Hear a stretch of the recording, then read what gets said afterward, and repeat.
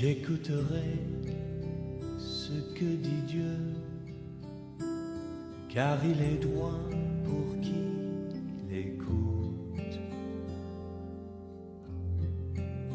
Sa paix divine est sur tous ceux qui vont à lui quand vient le doute.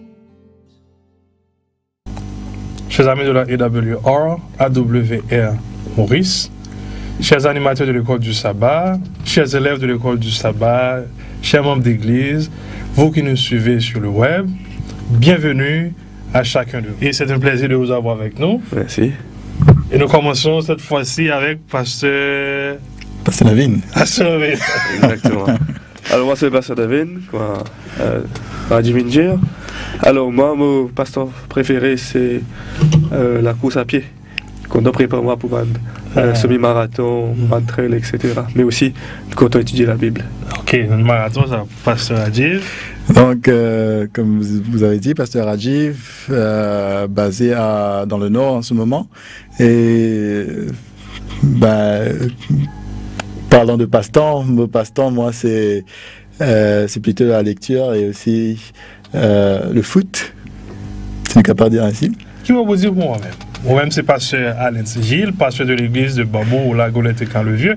Et est-ce que moi, on a un passe-temps? Je suis content de jouer le golf, je suis content de passer un petit le temps, de un petit soccer. Mais ce qui me content le plus, c'est passer le temps dans la parole de Dieu. Et en tant que pasteur, qu'est-ce que nous besoin faire? Exactement. Et nous sommes capables de lire le texte de base pour cette émission. Et qui est sonder les Écritures. Et nous pouvons sonder les Écritures. Et quel texte nous sommes capables de commencer? Donc, le texte de base qui est proposé pour cette semaine, c'est Matthieu, chapitre 9 et le verset 5. Je peux lire l'épisode. Car lequel est le plus aisé de dire « Tes péchés sont pardonnés » ou de dire « Lève-toi et marche ». Ok. Et nous besoin comprendre ce verset-là.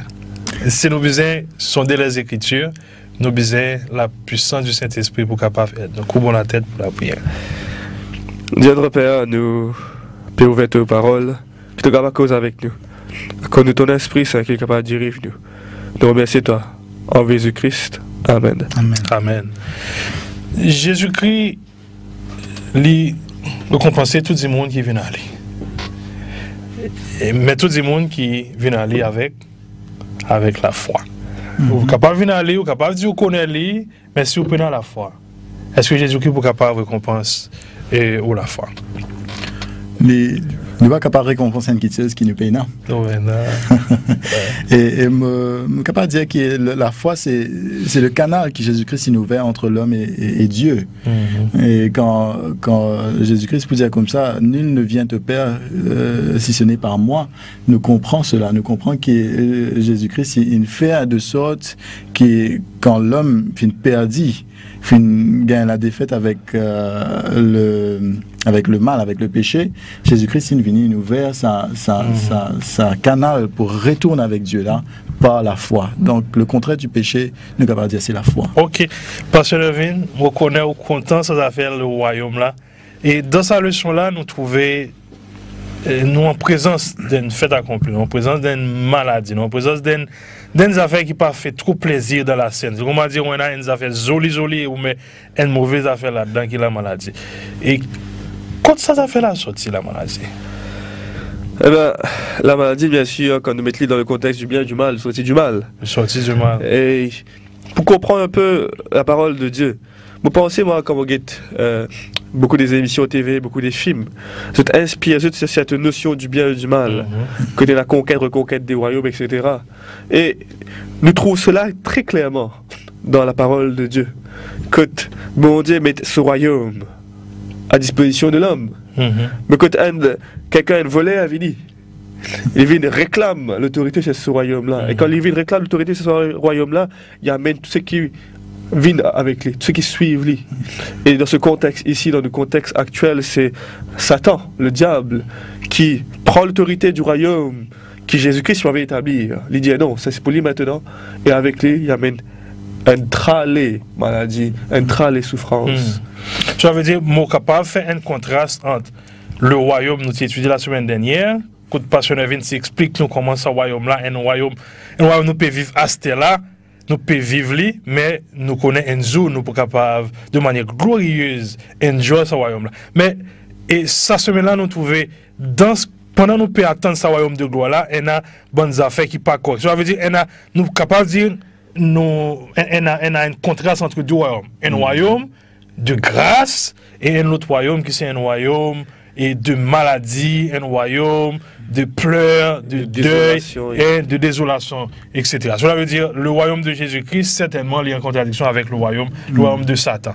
Et qui m'a besoin faire, parce qu'il y en a beaucoup de gens qui sont dans le royaume de Satan, qui m'a besoin faire, qui est mon rôle à ce moment-là? Donc, si nous cause en tant que chrétiens, nous finissons trouver dans la leçon dernière que nous sommes la lumière du monde et ici nous disait que nous sommes le sel de la terre. Ça fait nous comprendre que nous qui finissons recevoir le royaume de Dieu. Nous qui finissons connaître le royaume de Dieu, nous avons la responsabilité maintenant pour le faire connaître aux autres. D'abord, avant qu'il nous fait connaître aux autres, nous devons apprendre à vivre. Nous devons apprendre à penser qu'à travers notre conversation aujourd'hui, nous pourrons comprendre comment nous sommes capables de vivre justement le royaume de Jésus-Christ, contrairement au royaume de Satan. Et dans le royaume de Jésus-Christ, tout le monde est invité. Il y a un auteur qui dit, dans le royaume de Jésus-Christ, personne n'est marginalisé, que vous soyez homme, femme, païen, riche ou pauvre, Jésus se soucie des nécessités qui viennent du monde. Bienvenue dans ce royaume-là. Et comment nous sommes capables d'utiliser ce royaume-là pour nous apporter une solution par rapport à un monde où pas de mesdames, mais de côté, et bonnes enfants, assis à un endroit, pas causer. Comment nous sommes capables de dire à un monde, eh bien, il y a un endroit où il y a un problème. Et qui nous sommes capables de faire pour nous et explique du monde et que les autres souffrances en a une solution. Et moi, je pensais que quand nous avons ces chapitres que nous pouvons discuter aujourd'hui, que nous avons découvert aujourd'hui, de suivre un peu le sermon sur la montagne que tu peux établir sur un principe. Il y a un lien là. Il y a un lien. Et aujourd'hui, les causes maintenant du vécu de ce royaume-là. Quelle différence entre un principe-là quand nous vivons amené dans les vies de tout un chacun. So, Jésus-Christ, dans le sermon sur la montagne, il explique comment l'amour c'est la base. Dans son ministère, Jésus a une seule obligation, un auteur écrit, c'est aider et sauver, et son seul motif c'est l'amour. Son seul motif c'est l'amour. Je veux dire, si moi peux suivre un citoyen du royaume de Jésus-Christ, je crois, je faire des affaires par rapport à ce qui me trouve dans par rapport à son ministère. Parce que le ministère de Jésus-Christ est clair. L'amour à la base et servir les autres. Et comment nous sommes capables de trouver un exemple dans Matthieu 9. Dans Matthieu 9, il y a parce que Radio est capable de lire ça verset là pour nous. Comment nous sommes capables de mettre ça et cet aspect-là en pratique. Matthieu 9, verset 1 à 8, si on est capable de lire ça verset-là pour nous rester dans le contexte. Ok, donc nous y allons pour eux. Donc Matthieu 9, verset 1 à 8. Il dit à nous comme ça, Jésus étant monté dans une barque, traversa la mer et alla dans sa ville. Et voici, on lui amena un paralytique couché sur un lit.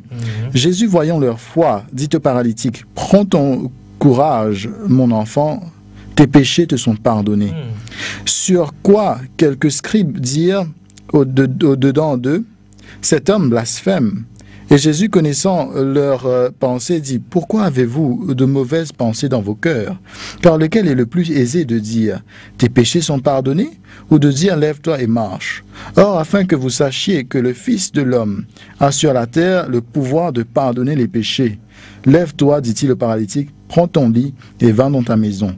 Il se leva et s'en alla dans sa maison. Quand la foule vit cela, elle fut saisie de crainte et elle glorifia Dieu qui a donné aux hommes un tel pouvoir. Nous trouvons ça Jésus-là, et peu importe qui ont été, vous pouvez le côté avec la foi, vous pouvez capable de trouver la guérison. Et il y a d'autres guérisons que Jésus qui fait. Ah oui, Jésus dans la Bible, il fait les guérisons de lépreux, ceux qui nous appellent intouchables. Et quand elle a dit de la lèpre, surtout dans le contexte à l'époque, non seulement il y est mis à part à cause de cette maladie, à cause de cette difformité qui est là, cette pourriture qui est là, mais aussi la société, mais qui donne quoi? Selon les règlements de l'époque, tu faisais 2 mètres de distance entre une personne qui sait et une personne lépreux. Et d'autres dire que le lépreux tient la cloche.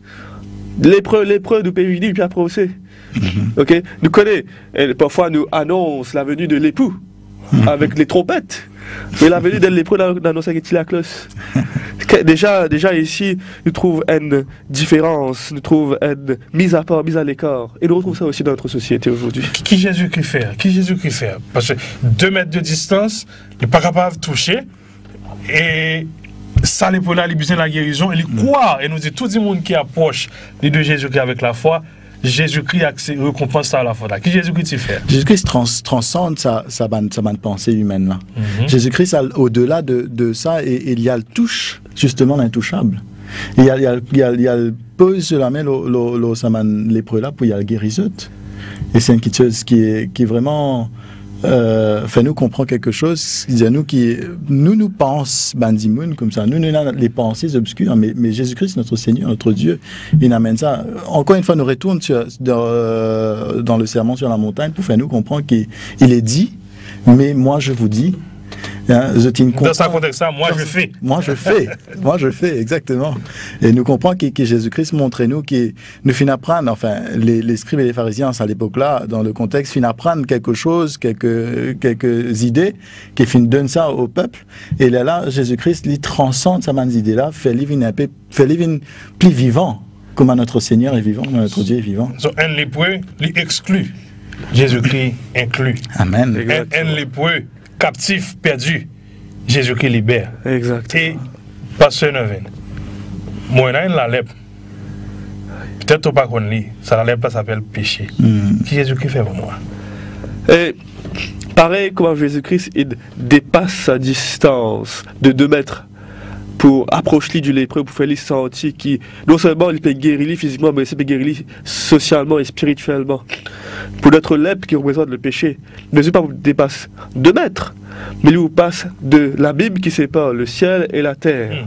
Quand il peut sortir de sa nature, de sa forme divine là, pour être comme un humain, juste pour nous toucher, pour guérir nous, pour tirer sa score qu'il a le péché nous laisse sur l'humanité, pour rétablir nous, non seulement physiquement, mais spirituellement aussi, pour faire nous vivre des enfants de Dieu. Ça veut dire, pasteur Nevin, Jésus-Christ, il abaisse, il prend une forme d'humilité juste pour être capable de guérir moi de ça, la lèpre péché là. Cela veut dire, peu importe la lèpre moyenne, peut-être est capable de convoitise, peut-être voleur, peut-être adultère. Tout ça la lèpre là, ou dis-moi que ça Jésus là, qui te fait, il est capable de faire les aujourd'hui. Exactement, il est capable de faire les. Non, il n'est pas impossible.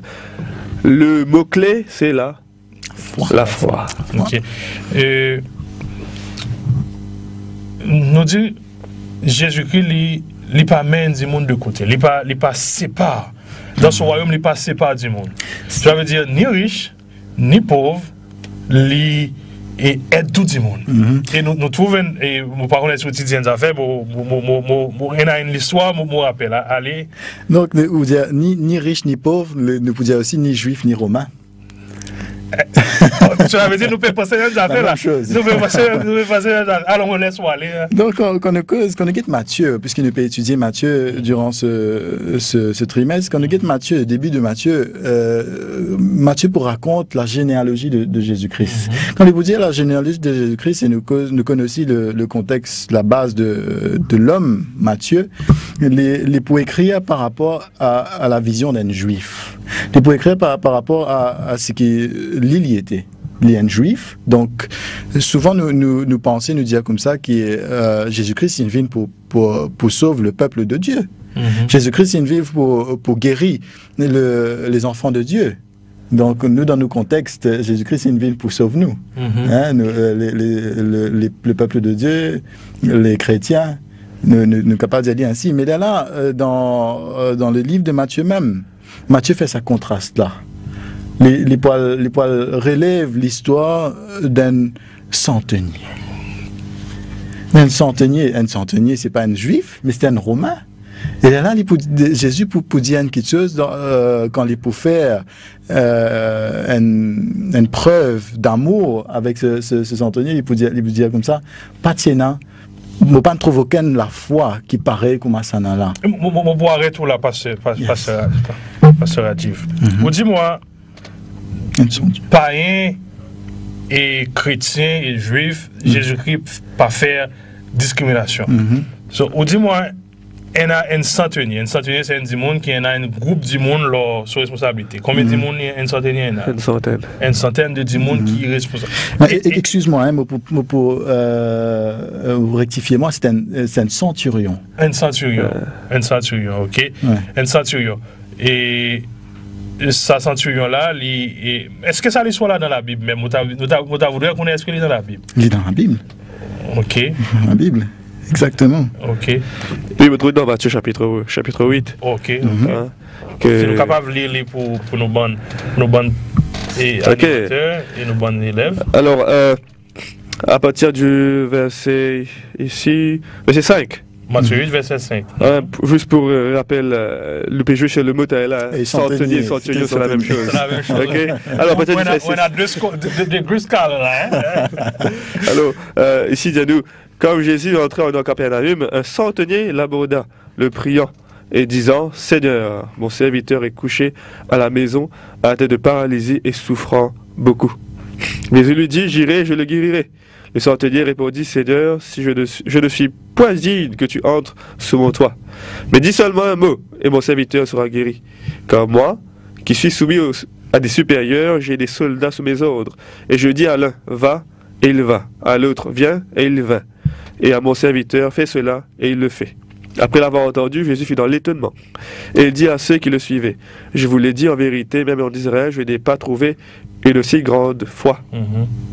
Ok. Pasteur Adjiv, deux contents ça l'histoire là, au milieu, je vais prendre avec vous. Écoutez bien. Et un esclave, c'est un esclave, un objet, ça, moins qu'un outil, ça. C'est-à-dire, je peux utiliser un outil. Si ça outil là, bon, je servir à lui, si il n'est pas bon, je mets de côté. Un esclave, moins qu'un outil. Mais quel intérêt ça donne là, les tiens, pour être capable, à l'côté de Jésus-Christ? Qui ça fait là dire? Qui ça l'histoire là, lui explique nous de sa centurion et sa centenier là, hein? Qui nous capable de dire de son caractère, de la façon dont il considère l'être humain? Jésus, comme on le dit dans le texte dans l'Ancien Testament, hein, regarde au cœur. Et quand il peut dire après dans le verset 11 que ce sont des gens pareils qui vous divorcent dans le royaume, c'est-à-dire il fait nous comprendre que ce sont des gens au cœur pur qui vous divorcent dans le royaume. Pas selon votre couleur à la peau, selon votre appartenance religieuse, etc., mais selon les cœurs qui croient dans le Sauveur Jésus-Christ. Et nous trouvons comment, comprenez bien là, un démon qui en a l'autorité. Cela veut dire un démon qui en a pouvoir le Jésus-Christ même, parce que ce pays peut régner le pays de Jésus-Christ. Mais il y a baissé. Il considère la parole de Jésus-Christ comme un ordre. Il dit Jésus-Christ, mon content ça va faire là. Il dit un mot seulement. Il dit un mot seulement. Par dans mon la case, mon pas digne. Et Pasteur Nevin dit Jésus-Christ, il est étonné. Il est étonné. Est-ce que Jésus-Christ, quand Jésus-Christ trouve la foi, comment Jésus-Christ, est-ce que Jésus-Christ est étonné parce que il dit ayo, ça boucle là, il peine à la foi, ou Jésus-Christ est étonné, il dit ça pasteur Adjiv là, pasteur Adjiv est un pasteur qui a la foi.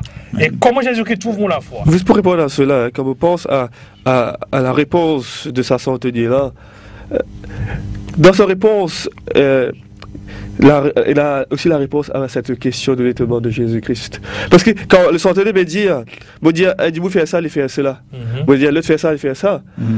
Et après, il me dit à Jésus, mais tu es capable même prendre le contrôle sur ce royaume du mal-là, parce que la maladie appartenait au royaume du mal. Il dit, allez, me reconnaît que tu as pouvoir même sur ce royaume du mal-là, pour dire, allez. Et c'est ici que se trouve, vous pensez, l'étonnement de Jésus-Christ, parce qu'il trouve une telle foi chez une autre personne. Est-ce que ma foi maintenant est-ce qu'il me reconnaît que Jésus-Christ dans ce monde, lui qui peut régner? Même quand on trouve le mal autour de moi, est-ce qu'il me reconnaît? Mais non, Jésus-Christ qui est le souverain, qui est Dieu. C'est ça qui détermine la foi. Et là-dedans aussi, enfin, moi, me tient une leçon très importante, c'est que c'est pas ce qu'il nous peut faire qui sauve nous. C'est pas parce qu'il me perd l'église chaque sabbat, c'est pas parce qu'il me fait avant dans mes affaires de l'église que Jésus-Christ sauve moi. Ou ça même que Jésus-Christ appelle moi fils de Dieu. C'est parce qu'il moi dans la foi. C'est parce qu'il ouais, le titre de la leçon, hein, la foi et la guérison. C'est parce qu'il me connaît Jésus-Christ. C'est parce qu'il me connaît la puissance de Jésus-Christ et me laisse Jésus-Christ agir dans ma vie par rapport à la foi. Et dans la leçon de la semaine, nous on a paralytique, nous on a lépreux, nous on a le centurion. Mais nous aussi, on a un autre phénomène, nous trouvons. Et dans l'étude de la leçon de cette semaine, on a un autre monde qui dit on a un problème. Et ça aussi, qui dit dans le royaume du mal, que Jésus-Christ l'a amené dans ce royaume. Et ça groupe du monde là, ou bien qui ça dit monde là, ou bien qui ça groupe du monde le représente. Alors, c'est sûr qui captif du puissance du mal, de la puissance du mal. Ok. Bande démoniaque. Bande démoniaque. Et c'est quelque chose qui concerne nous personnellement à Maurice, parce que cette croyance dans les puissances du mal, que nous avons dit avec les puissances du mal, est bien présent ici à Maurice. Et quand nous mettons ça, le soir dans sa contexte que Jésus a le pouvoir, même sur sa puissance du mal, de comprendre que si nous avons la libération, la délivrance de quelques possessions démoniaques, quelques esprits mauvais air, qu'on veut dire, dans le jargon, avec Jésus-Christ. Ok. Il y a une petite chose aussi, si je me capable d'ajouter, pasteur, permettez-moi, d'autant plus de nos jours, d'autant plus aujourd'hui, parce qu'aujourd'hui, c'est la fin du monde. Aujourd'hui, c'est le jour que Jésus-Christ permène ce royaume, pour faire nous comprendre, peut permettre ce jugement. Et là, nous comprenons que Satan peut manifester encore plus. La nuit peut travailler d'arrache-pied, si nous sommes capables de dire. Et là, nous trouvons, nous bien conscients. Si l'ennemi peut travailler d'arrache-pied, Jésus-Christ peut travailler encore plus. Encore plus pour nous. Ouais, pour établir ce royaume. Et il a fait une déclaration, il dit que Jésus-Christ est venu pour capable nettoyer les péchés. Et nous trouvons dans ça, nous trouvons dans le démoniaque, dans le lépreux, dans le centurion, nous trouvons un point commun. Le point commun, c'est les souillés, les païens, le centurion, un païen souillé, ça. Le lépreux souillé, et le démoniaque encore souillé. So, comme Hélène White dit, que Jésus-Christ est venu pour capable nettoyer, pour capable rendre nous purs.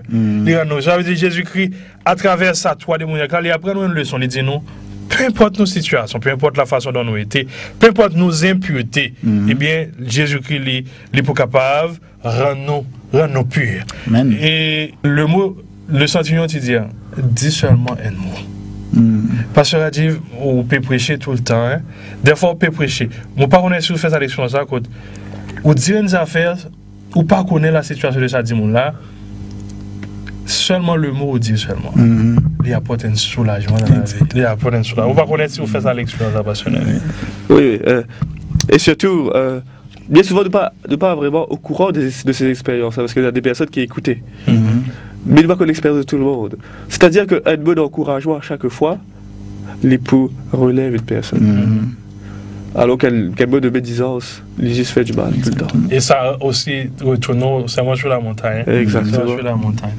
Et moi, je suis extrêmement content, moi, je participe et dans ce débat-là, autour de la leçon 4, qui tient le thème « Lève-toi et marche ». Et foi et guérison. Nous trouvons comment Jésus-Christ est guéri et il continue guéri.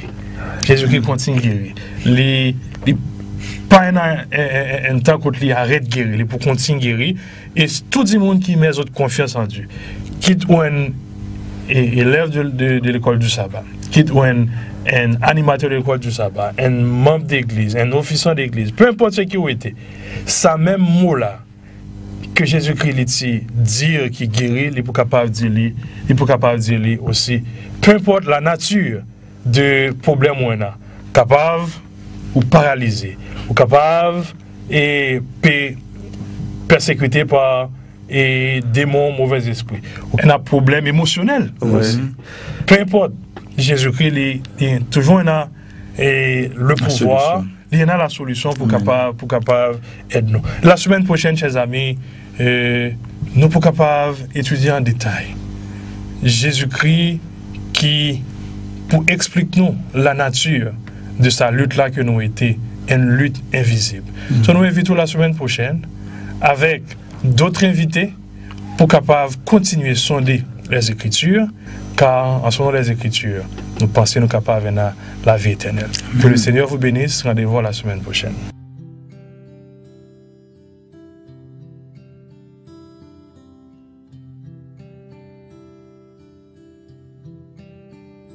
J'écouterai ce que dit Dieu, car il est droit pour qui l'écoute. Sa paix divine est sur tous ceux qui vont à lui quand vient le doute. Fidèlement je veux le suivre, je veux marcher dans ses sentiers. Il est la main qui me délivre de la folie de mes projets. Ta bienveillance, ô éternel, vaut mieux que tout ce que j'ai vu. Ma délivrance